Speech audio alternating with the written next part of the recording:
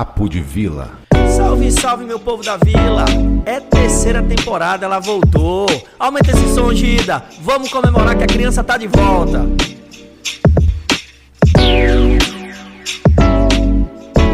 Gente, essa terceira temporada promete, viu? Tenho dois super convidados. Eu tenho aqui Guilherme Brockton.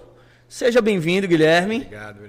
E, claro, esse meu parceiro nessas 3 temporadas, Milton Neto. Obrigado. Feliz de estar começando mais uma temporada e de receber Guilherme aqui, que é um grande privilégio para a gente. Então, antes da gente começar, vamos embora para o tema. Olha, a ciência por trás do aprendizado, neurociência do aprendizado, a importância das emoções.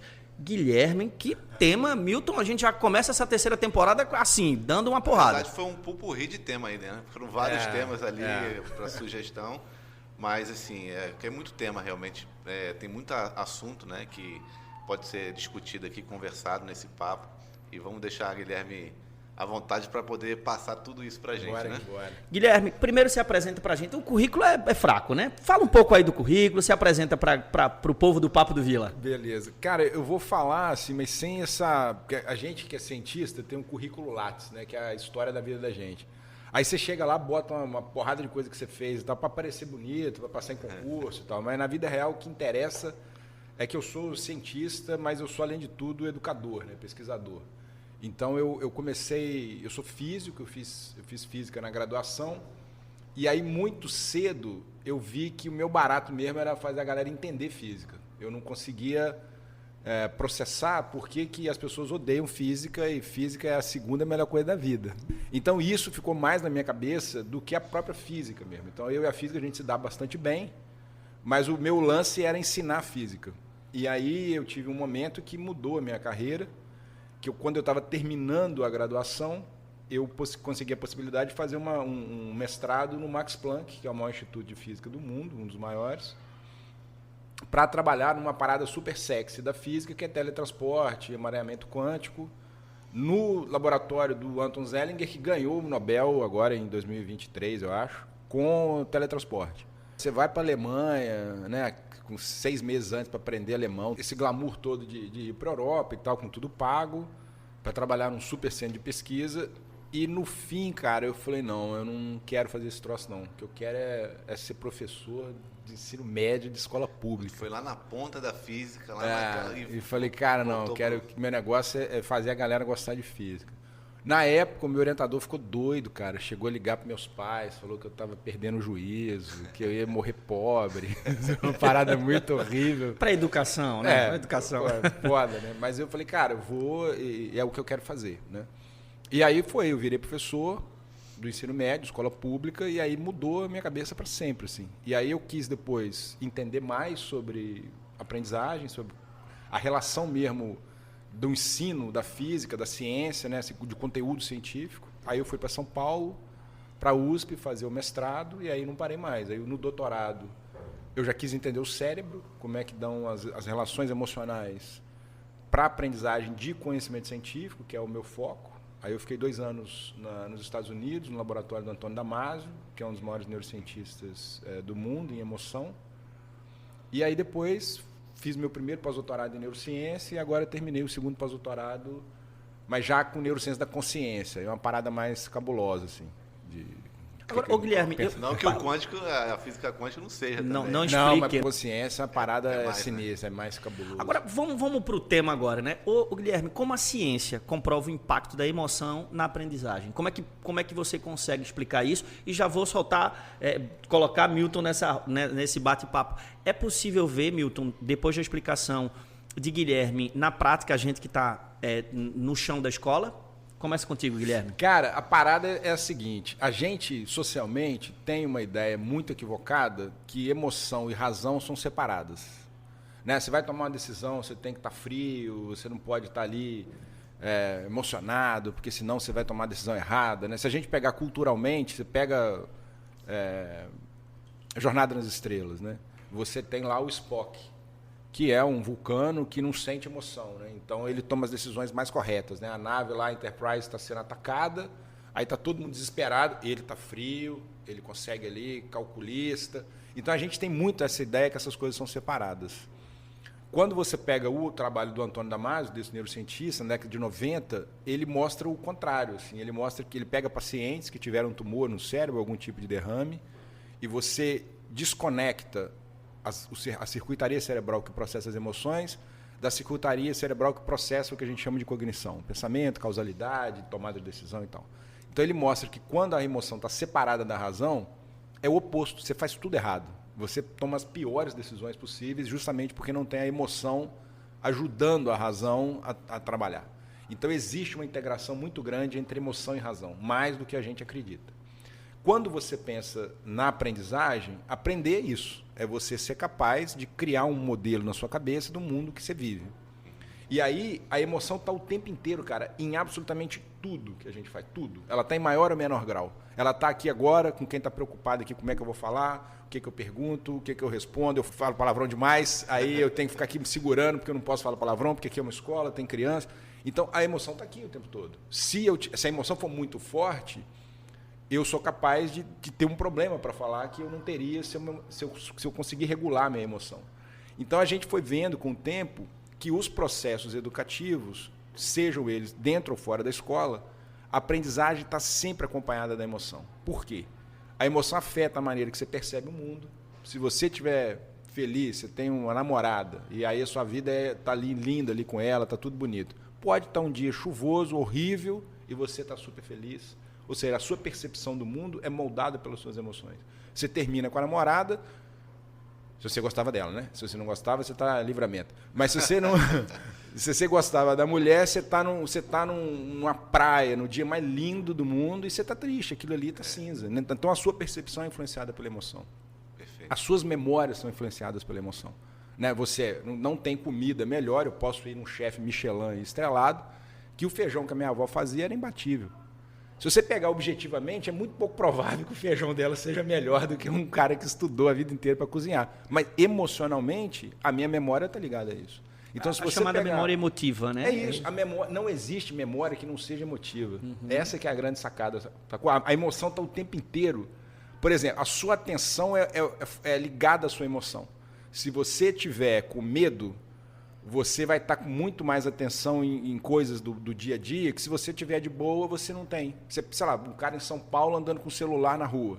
Você sabe que você pode ser assaltado. Então, a sua atenção está o tempo inteiro. Quem está vindo, quem está passando. Ou seja, você está construindo ali um aprendizado que está influenciando a sua memória, baseado na emoção que está determinando a sua atenção. Então, a gente sabe hoje muito claramente que as emoções estão o tempo inteiro envolvidas nos processos de aprendizagem. Sempre. É impossível dissociar. Milton, tem como a gente ver isso aqui na Vila? Tem como trazer esse exemplo? Assim, é perceptível alunos que chegaram muito doloridos e essa emoção, esse acolhimento fez... É total comprovado que Guilherme está comentando com a gente? O que emociona a gente na fala de Guilherme é justamente isso, porque ele traz o que ele está falando, a gente vê no nosso dia a dia, né? O quanto a gente faz diferença na vida de um indivíduo quando a gente presta atenção nas emoções, quando a gente está observando, e é quando a gente acolhe, né? A gente tem aqui muitas vivências de alunos que vieram, às vezes, assim, de outros lugares com sofrimento, com situações de bullying, né? Claro. E aí, como só o fato de a gente tentar mudar a história dele, no sentido dele olhar para ele e começar a contar a história de uma outra forma, levantando aquilo que ele tem de melhor. Então, a gente começa a prestar atenção naquilo que ele pode se apegar para começar a contar uma nova história, né?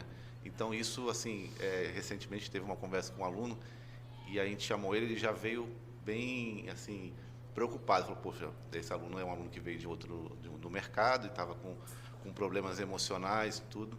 E quando a gente chamou ele, era muito indisciplinado nas outras escolas. Ele já achou, fiz alguma besteira grande. Já vão me chamar aqui. E aí a gente começou a ressaltar para ele o quanto ele era educado. Que ele sempre chegou na escola cumprimentando desde o pessoal de serviço até o professor dentro de sala. E aí a gente começou a enaltecer isso. E aí depois, passou uma semana, eu acho que inclusive foi na sua prova, né? Que é professor de História. E ele falou, cara, ele tirou uma nota muito boa aqui na minha matéria e ele mudou muito, né? Já com comportamento dentro de sala. Então você vê como a gente começa a construir uma nova história a partir Isso é fantástico. Né? Cara, De enaltecer aquilo que ele tem de fantástico. positivo, né? E dúvida. falando, né, Guilherme, uma criança que sofreu trauma na infância, seja no âmbito emocional ou pedagógico, tem mais dificuldade de aprender? Cara, ó, eu vou deixar isso bem claro para quem está me ouvindo, tá? Nada do que eu falo é porque eu gosto, porque eu quero, ou eu estou tirando de fontes da minha cabeça. Não é nada disso. Eu dedico a minha vida a estudar isso. Então eu leio, sei lá, artigo científico, eu acordo de manhã, a primeira coisa que eu faço é ler artigo. Ô, Guilherme, eu vi, você comentou isso, eu vi um meme muito bom dizendo assim, qual a fonte? Vozes da minha cabeça. Isso não é da Vozes da cabeça de Guilherme, né? Não, de forma nenhuma. Mas assim, então de manhã, a primeira coisa que eu faço é entrar no PubMed e ficar lendo artigo. Assim, é coisa de quem. A minha vida é isso. Eu tenho muito prazer em fazer isso. Então, o que eu vou falar aqui é baseado. Todas as coisas que eu disser aqui está baseado em evidência científica mesmo. A gente sabe, cara, hoje, de assim, centenas de pesquisas feitas com milhões de pessoas, em tudo enquanto é condição socioeconômica, cultural, em todos os lugares do planeta. A gente sabe que o trauma, seja ele qual for, em maior ou menor grau, porque pode ser ter um trauma de uma violência muito grande, física, mas pode ter o trauma psicológico ali, que é constante, mas parece que não faz efeito, mas faz efeito. Então a gente sabe disso muito bem retratado hoje, tanto com comportamento, tanto quanto com ressonância, vendo a imagem do cérebro, tanto com bioquímica, você vê a quantidade de hormônio que é liberada. A gente sabe que os traumas, eles são determinantes para a vida do sujeito. E aí, a aprendizagem aqui que eu estou dizendo é no termo geral, não é só de conteúdo escolar. É a aprendizagem de como é que eu lido com o sujeito, como é que eu lido com a minha emoção, como é que eu lido com o outro, como é que eu lido comigo mesmo. Exatamente, você acabou de dizer, qual a história que eu conto para mim mesmo, sobre mim. Tudo isso está relacionado às interações que a gente tem. Então, o trauma afeta diretamente. Você pode pegar a coisa mais básica, vamos pensar na escola. Eu acabei de dizer que a emoção orienta a sua atenção. É muito comum o estudante odiar a física, mas por quê? Porque anteriormente ele tem medo da física. A física, ela causa isso. Quando você conversa com as pessoas falam, eu tenho pânico de física, eu tenho medo de física. Então, é um medo, e o medo, cara, ele é uma das emoções mais primitivas que a gente tem, que fez a gente chegar até aqui como espécie. E o que ela te faz? Ela te paralisa. Essa é a primeira coisa do medo. O medo é uma resposta para evitar o perigo, para evitar o problema. Qualquer coisa aversiva, você se retira, você não quer estar presente. E aí, como é que você aprende se você está com medo daquele conteúdo? Completamente. Você não consegue, você não tem condição de avançar. Isso. E quando você pensa no trauma, isso vai para todas as instâncias da vida. Como é que eu vou me relacionar num relacionamento amoroso? Como é que eu vou relacionar profissionalmente? Né? Tudo é desse jeito. Então, a gente tem que estar muito atento, cara, porque os traumas, a gente pensa que trauma é sempre físico, mas não. A gente tem pesquisas que mostram que o trauma psicológico da palavra, sem agressão física alguma, mas a palavra, para o cérebro, ele processa como se fosse uma agressão física. Então, é muito problemático as palavras que a gente ouve, principalmente as palavras que a gente fala. Isso. Para os outros e para nós mesmos. A gente é muito comum, por exemplo, se chega um amigo seu que está passando por algum problema, o cara chega para você e fala, porra, fiz um negócio errado, tomei uma decisão errada, que eu tomei... O que você faz? Como é que você faz quando um amigo seu chega assim? O que você faz? O que você fala para ele? A gente tenta se colocar no lugar dele e ver qual seria a melhor e tentar ajudar, né? O primeiro ponto, eu acho que é essa ideia de então vamos supor, eu chego aqui e falo, fiz um negócio errado, eu acho que não fiz uma parada certa, estou super triste, mal. O que você diria para mim? Agora pegou aqui os apresentadores. Eu diria para assim. Primeiro entender o que foi, né? Fica tranquilo, vai passar. A gente vai dar um jeito, se puder eu te ajudo. Né? Você acolhe ali e tal. Acolhe e tal. Agora eu te pergunto, quando você faz alguma coisa que você acha que você fez errado, como é que você se trata? Você se pune, né? É o oposto disso, cara. É verdade. Eu fiz tudo errado, para que isso? Eu sou um perdido. Perfeito, Tá vendo? A gente acolhe o outro, mas a gente não se acolhe. Então, a palavra que você usa para você mesmo tem um efeito enorme, cara. E isso são pequenos traumas. A gente tende a achar que trauma é grande, mas não, isso é um pequeno trauma. Perfeito. E aí isso vai te minando por dentro. E a gente está falando, você está dando um exemplo de pessoas adultas. E lá na infância, nossa, pois quando a criança se depara com uma situação traumática, né? Ela não tem essa maturidade para lidar com essas emoções. Né? E é muito comum, por exemplo, os pais eles chegarem e dizerem para a criança assim, mas o papai ficou triste com o que você fez. Isso para a criança é um impacto gigantesco, cara, porque a figura maior de autoridade, de amor, está ali. E aí tá essa figura te dizendo que você deixou ela triste, entendeu? Mas eu volto a dizer, para deixar bem claro aqui, eu não estou culpabilizando os pais. Assim, eu não trabalho com a ideia de culpa. Né? Isso, para mim, é um conceito... Torna-se um aspecto cultural, né, Guilherme? Demais. Uma sociedade... Exatamente. E os pais, se você olhar, não tem formação nenhuma. Né? E a criança não vem com a bula, não vem com o manual de instrução. Então, você vai ali replicando as coisas que você viveu, vendo as coisas que as pessoas falam. Hoje, eu vi no Instagram que a maioria é bobagem, né? A maioria, a gente falando besteira. E você vai tentando ali. Então, não é que eu estou dizendo que o pai faz isso, a mãe faz isso, porque ele é um de ingrato. forma deliberada. Não. É porque não sabe lidar, porque a gente não sabe mesmo. Então, você fica ali sem saber como agir. Né? Agora, o Guilherme, você falou sobre a questão da dificuldade de aprendizado, né? Que esses traumas, eles dificultam. Mas também você trouxe uma fala que me chamou a atenção, que foi sobre o papai está triste com você. Sim. Mas essa criança fez alguma coisa. Eu queria que tu comentasse para a gente sobre a questão da punição. Né, eu ouvi no podcast, você até comentou um exemplo que uma mãe chegou para conversar com você sobre a questão da punição, é correto, não é correto, como dar limite. Eu queria que tu comentasse isso para a gente e depois, Milton, comenta para a gente aqui que está na escola, porque de alguma forma existem situações para a gente que está na sala de aula que muitas vezes o aluno não entrega atividade, o aluno foi desrespeitoso. E aí, eu jogo esse problema para vocês. Claro. Começa, Guilherme. Então, a primeira coisa que eu acho que a gente tem que pensar é assim, o que a ciência mostra, né? A ciência mostra que se você usar punição para inibir um comportamento, isso não funciona. Isso não funciona com rato, não funciona com ave e não funciona com ser humano. Tá? Então, se você pegar o raio do rato lá e punir para ele não fazer aquilo, ele não vai extinguir o comportamento dele com a punição. Não é assim que vai dar certo. Então, a gente já sabe com o experimento que não funciona. Quando você pega o ser humano, a gente é infinitamente mais complexo do que um rato. Então, você eleva isso à sofisticação do nosso pensamento, das nossas emoções, do psiquismo e tal. Então, a primeira coisa é essa. Punição não funciona. Você pode achar que funciona, mas não funciona. Por exemplo, tem pesquisas que mostram que crianças que são punidas por algum comportamento errado que elas fazem, aumenta a probabilidade dela mentir. Ela passa a mentir. Isso é óbvio. Não sei como é que eu chego, como é que eu faço, chego para o meu pai e para minha mãe, conto. Exatamente. Sou punido. Eu não vou contar a próxima. Fechou a porta sacou? ali. Eu não vou contar a próxima, eu vou escapar. Vou tomar uma surra de vara de marmelo. Qualquer um de nós faz isso. Qualquer um de nós faz isso. Né? É óbvio, você vai querer sair fora.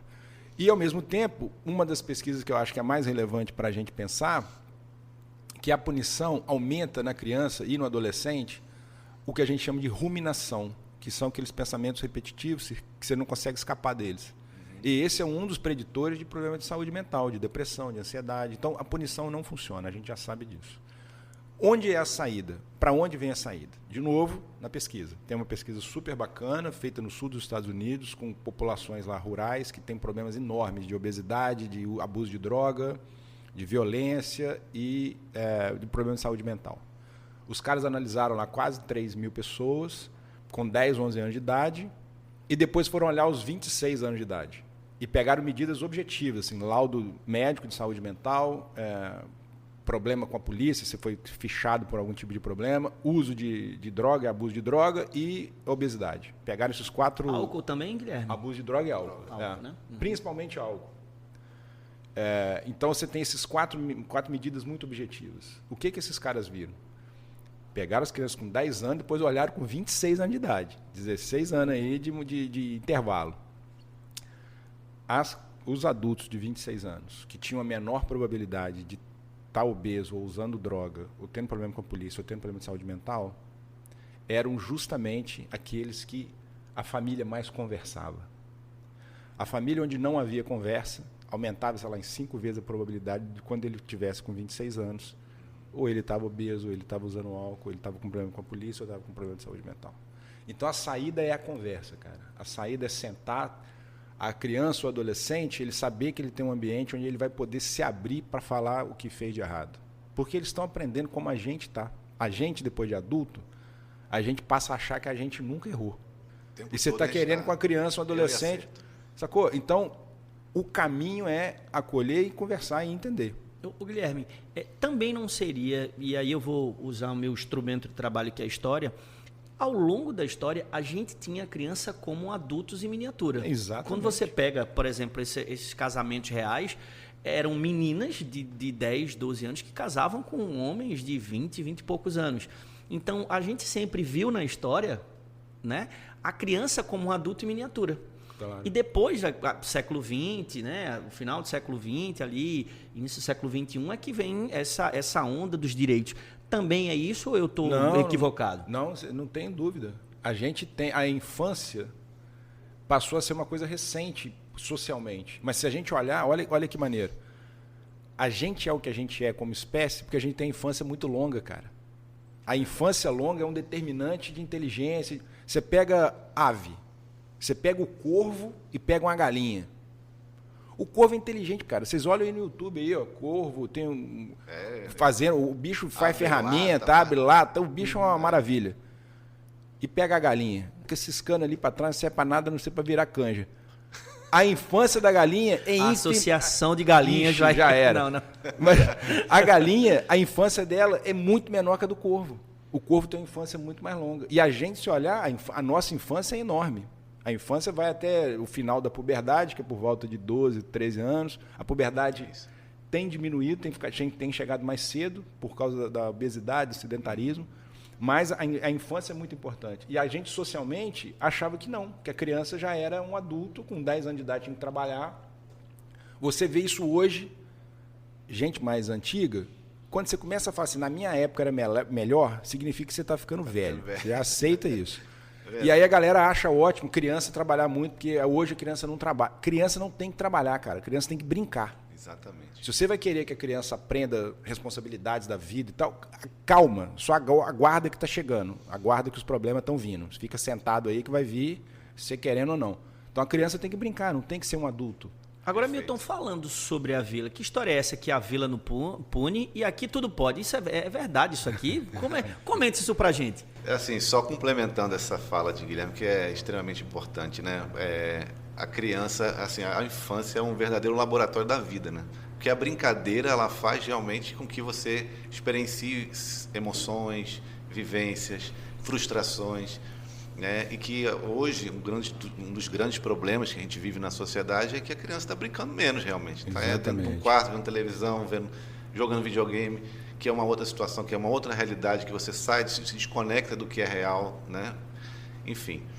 Mas a vila, eu acho que o que as pessoas às vezes confundem é que quando a gente não tem esse comportamento de punir, né? Porque a gente não acredita nisso. O que a gente acredita? A gente acredita que o acolhimento bem feito, quando você constrói um vínculo com uma pessoa, com um aluno, a partir daquele momento existe uma relação de confiança.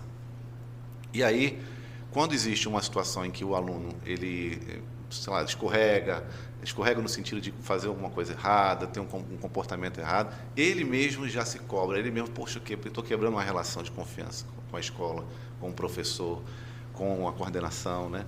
Então, eles mesmos já vêm com essa sensação de, poxa, vacilei, desculpa. Então, a conversa tem um nível diferente. É claro. Então, assim, eu acho até para a relação dos pais com os filhos, é importante você construir o vínculo que vem antes desse... Como é que eu vou fazer? Qual vai ser a estratégia de punição? Como é que eu vou... Tudo que é bem organizado, conversado, eu vou, olha, filho, se você não estudar... Aquela viagem a gente não vai poder fazer porque você vai ficar de recuperação, você vai ter que ficar estudando mais. Então, vamos lá, vamos estudar. Já tem um combinado ali, né? Mas antes disso, para que isso tenha credibilidade, você precisa construir um vínculo com o filho. É claro. Porque aí, poxa, meu pai está confiando em mim, minha mãe está confiando em mim, eu vou tentar fazer por ele. Se não for fazer por mim, eu vou fazer por ele, porque às vezes ele nem tem a dimensão do que ele está fazendo por ele. Por que eu estou estudando física, né? Muitos alunos vêm para tio, por que eu tenho que aprender isso? Onde que eu vou colocar isso? Eu falei, aí o professor de física vai falar, está em tudo na sua vida. Então vai perguntar para ele, que eu não sei não. Mas enfim, eu acho que é por aí. Na verdade, a gente, aqui quanto escola, a gente procura ter essa relação de construção de vínculo. Desde o infantil isso acontece, e aqui no Fundamental 2 também não é diferente. Agora eu vou jogar... rapidinho, por favor. um comentário, cara. Primeiro, assim, para quem está ouvindo, né? Eu não estou recebendo nada para falar aqui, né? Então, eu não estou fazendo marketing de nada. É por amor, mas, por amor. Mas uma coisa Por favor, elogie o apresentador. Não, devaneio. Mas uma coisa que eu fiquei super impressionado aqui, pelo seguinte, né? Eu estava conversando com isso na semana passada, com uma professora amiga minha que está na escola, tem 30 anos que ela vive dentro da escola do ensino fundamental, né? E ela me dizia o seguinte, e que é uma coisa que a gente vê em pesquisa também hoje, no mundo todo.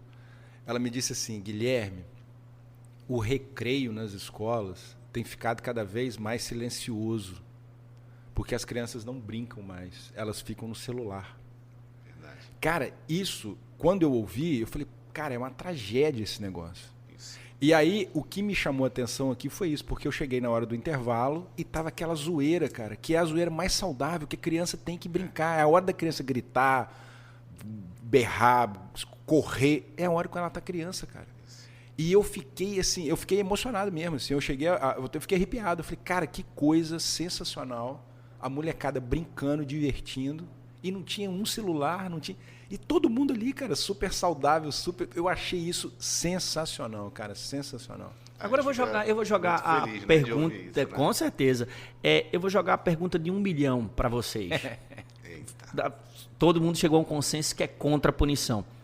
E como dar limite, Guilherme? Olha, eu vou começar a vender um curso agora, você entra no Hotmart. Cara... derrubei o convidado. Cara, a parada é a seguinte, de fato não tem receita. Eu entendo muitos pais, é muito comum quando eu vou falar, vem pai e mãe querendo mesmo assim uns 5 passos, né? E a internet é cheia dessas bobeiras, né? O hack biológico, os caras não sabem nem o que é hack, fica falando hack biológico. Então quer ensinar receita. Eu entendo o desejo real, genuíno de pai e mãe querer uma receita para poder errar menos, né? É um desejo de qualquer um de nós aqui, não quer fazer besteira.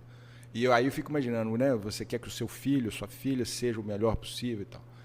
A verdade é que não tem receita mesmo, assim, não tem. A gente é tão complexo que não tem o que funciona para um, não vai funcionar para o outro, dependendo do ano também não funciona.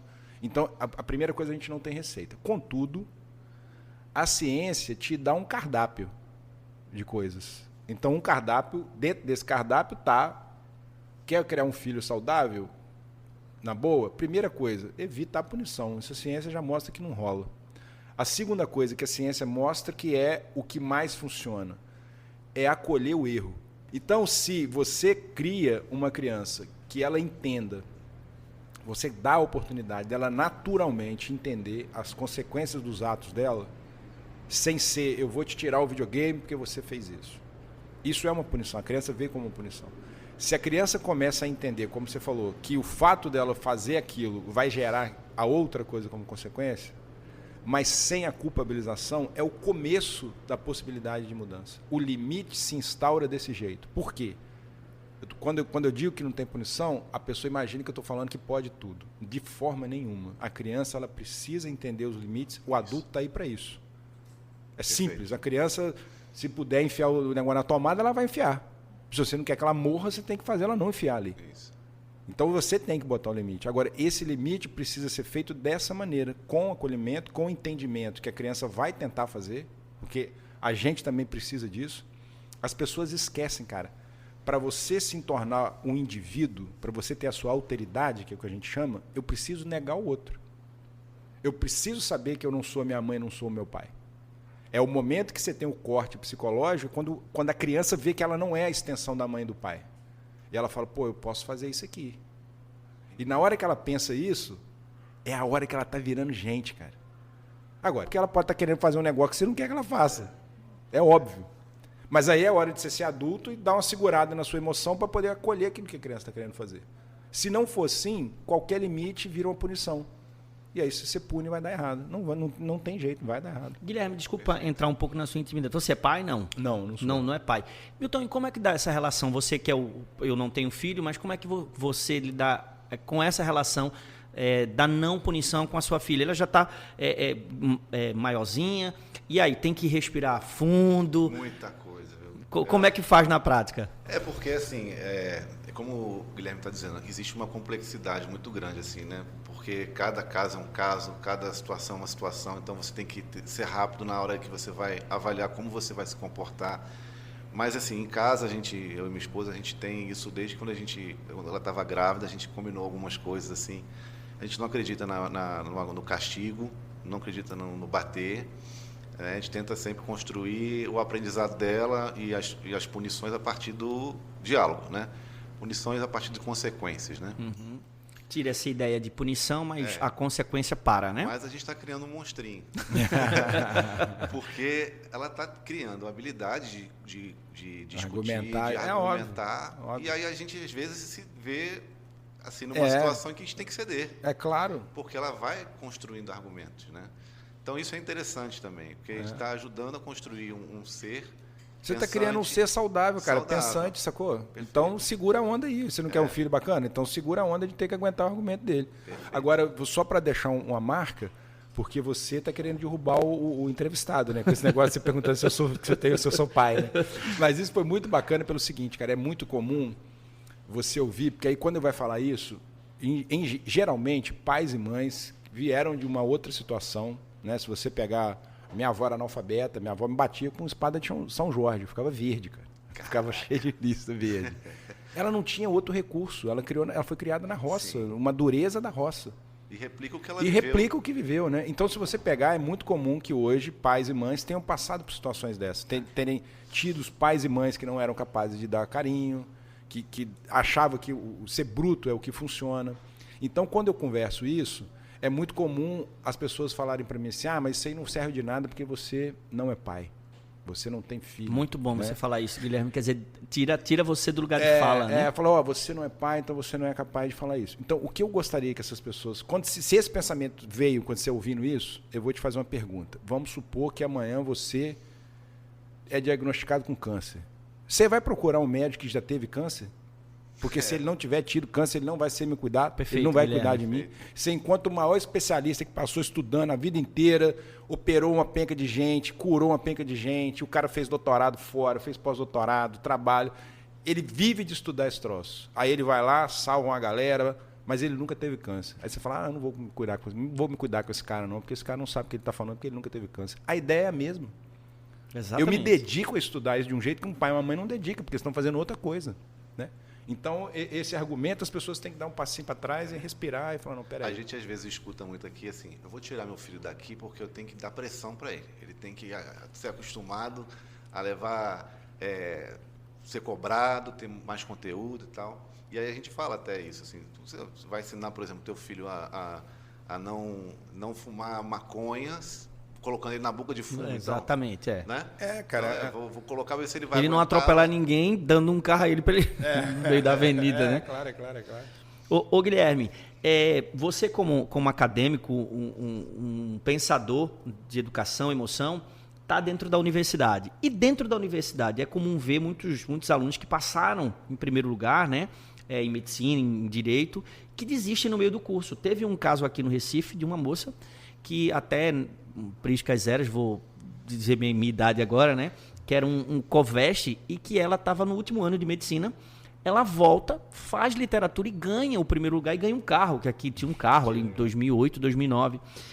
E esses alunos, eles aguentam a pressão. Como é que dá essa relação dentro da universidade? Porque imagina alguém que está no último ano de medicina desiste para ser professor de literatura. Como é que lhe dá essa pressão, essa questão de suicídio existe, não existe, porque ele se formou enquanto cidadão, né? Eu acho que ele vai ter muita propriedade para falar, porque ele foi até, né, estudou a física quântica fora, e, enfim, aí voltou para a sala de aula. De aula, né? Não era aquilo.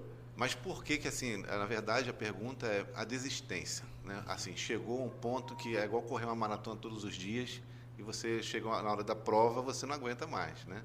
E por que não aguenta essa pressão se já sofreu tanta pressão? Cara, são muitas camadas isso aí, né? Então, primeiro, assim, de maneira bem objetiva, é muito comum isso na universidade. Você vê estudantes ali brilhantes que passam a ter um problema emocional seríssimo e isso agrava demais o próprio desempenho acadêmico, às vezes fica muito ruim. A parte emocional vai para o saco mesmo, então você vê muito usando antidepressivo e jovens, super jovens.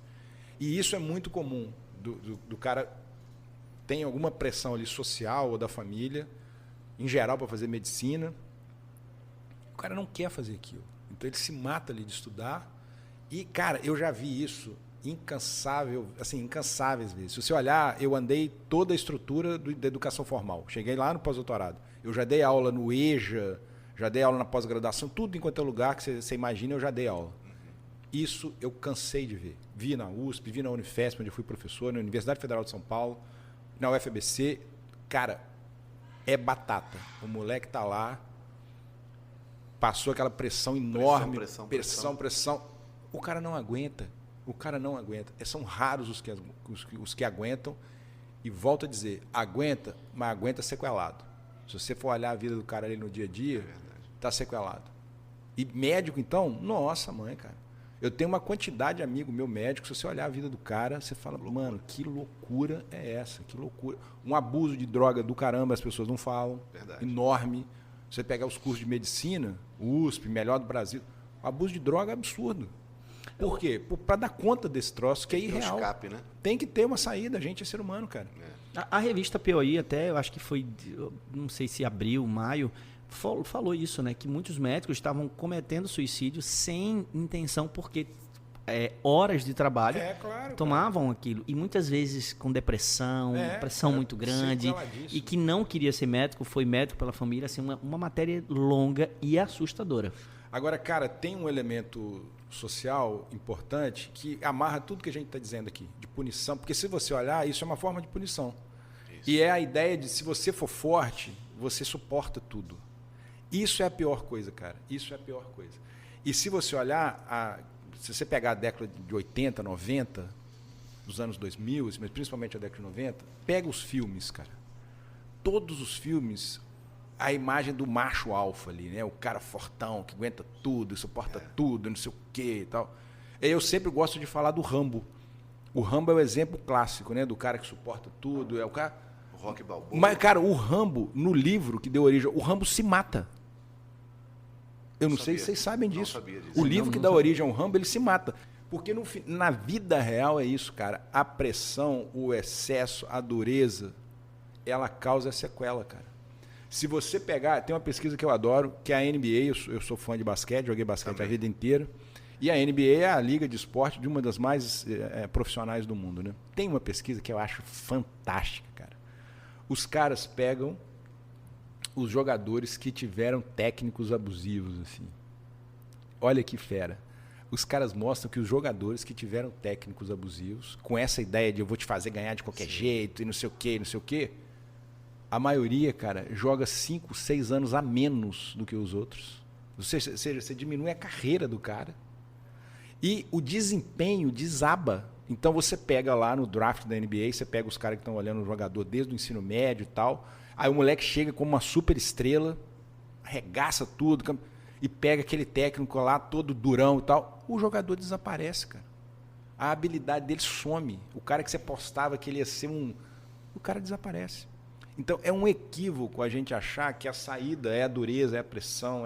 Não é, cara, não é. E lidar com a pressão, eu, porque assim, vim do esporte, também vivenciei bastante, eu entendo o seguinte, quando você lida com a pressão dessa forma, sendo rígido, sou durão e tal, você está gerando um outro problema, né? Porque assim, você vai viver várias emoções durante a vida, isso é inevitável, mas a forma como você administra as emoções é que vai potencializar você na vida, né? Quando você resiste a elas, assim, se torna... Você não deixa de receber as emoções. E você continua criando outros problemas. Porque aquilo não vai se resolver sendo durão. Claro. Então, é uma bola de neve que vai chegar um momento que você não consegue lidar. Não dá conta mais. Infelizmente, estamos chegando à parte final. Nosso editor aqui, Gidel, já olhou para a gente passou um pouquinho, mas hoje vale, né, Milton? Esse capítulo, esse primeiro... Se ficava mais, né? Teríamos 3 ou 4 capítulos. Guilherme, nessa parte final, qual a mensagem que você gostaria de deixar para os nossos ouvintes sobre relação entre emoção e aprendizagem? Só tem esse tiro Só esse. E qual a grande mensagem que você queria deixar para os nossos ouvintes? Cara, eu acho que a maior mensagem é essa. A primeira é: preste atenção nas emoções que você sente enquanto adulto antes de querer que seu filho ou sua filha haja de determinada maneira, né? Seja consciente de como você sente, o que você sente, mas principalmente como você reage às emoções que você sente. Essa é a grande mensagem, assim, para tudo. Porque aí a aprendizagem na escola vai se dar de outro jeito, a aprendizagem na vida vai se dar de outra forma, se você, enquanto adulto, é capaz de entender como que você reage às emoções. E aí você tem muito mais condição de lidar com a emoção de uma criança, de um adolescente, que não faz a menor ideia do que ela está sentindo, por que ela está sentindo e o que ela tem que fazer. Exatamente. Então, se você adulto não dá conta, ela não vai dar. Milton, mensagem final aí nesse começo de terceira temporada. Primeiro, assim, muito feliz. Eu acho que a gente faz uma estreia maravilhosa, com o pé direito, com uma pessoa que realmente... A gente, Guilherme, sou fã. E Gabi, que é também sócia da escola, que é diretora pedagógica, é muito sua fã. E ela que trouxe os seus vídeos, seus artigos e tudo, suas pesquisas para a gente. Então, assim, é como estar falando com um grande ídolo. Um amigo próximo e um ídolo, cara, né? Exatamente. O cara joga na primeira divisão da educação, né? Exato. Milton, assim, antes de você... Cruzeiro ou Atlético? Rapaz, eu não ligo pra futebol, velho. Eu sou Lakers desde criança. O nosso coordenador é Botafogo. Não fala isso, não. É qual, hein? Vasco, sempre. Vasco, vai lá, meu. Sofre igual o Botafoguense. Não, ninguém sofre igual o Botafoguense. Não, igual o Botafoguense não, mas eles estão bem agora. Então eu sou fã da... Vai-se embora, Milton, termina aí. Não, então só agradecer, Guilherme, essa participação aqui com a gente. Isso engrandece demais a gente aqui enquanto escola, principalmente porque você traz esse embasamento todo de pesquisa, né? E da ciência. Então a gente fica muito feliz e que você possa continuar as suas pesquisas para embasar cada vez mais o que a gente está fazendo aqui na escola. Muito obrigado. Eu que agradeço. Guilherme, muito obrigado. Nada melhor do que conversar com gente divertida e inteligente. Amigo, seja abençoado e saiba que você tem lugar cativo nesse Papo de Vila. Valeu. Então, gente, começamos com o pé direito. Um abraço para vocês. Tchau, tchau, gente.